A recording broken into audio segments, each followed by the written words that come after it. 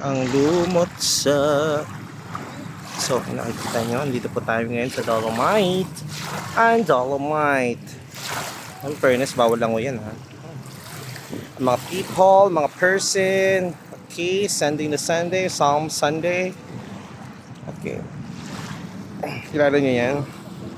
Ayan lang naman si RJ Del Mundo Alcaraz. See?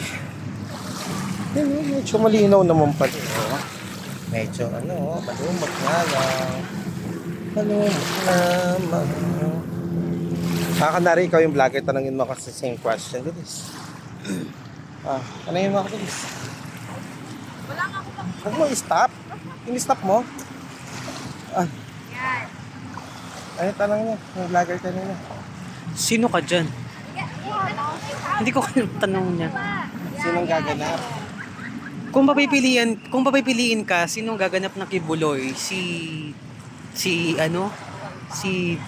Daniel Padilla or Gerald Anderson?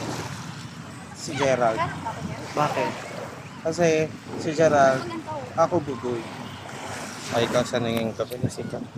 Ikaw tanongin ka, bakit si Gerald yung pinili mo kanina sa vlogger? Kunwari pa exposure. O ikaw yan, be. Binidyohan na kita kanina pa. Daming person, no? Pak.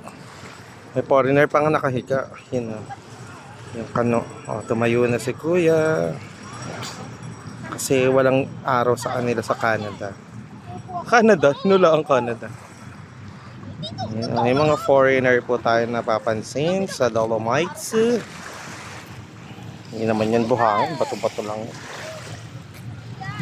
Oh, angas. Ito ka dyan. Sa ate, oh. Oh, tak na sa ate. Oh. Tak. Oh. Oh. Tao, mga person, oh. Ba't ba namin naisipang mag-Dolomite?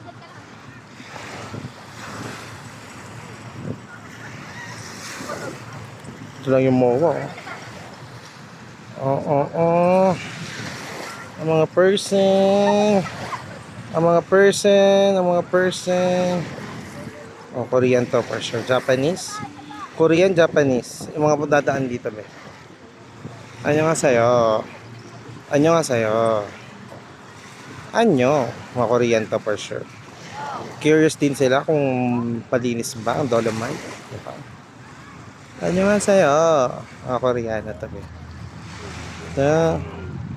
Alam, nasa Miami kayo pa.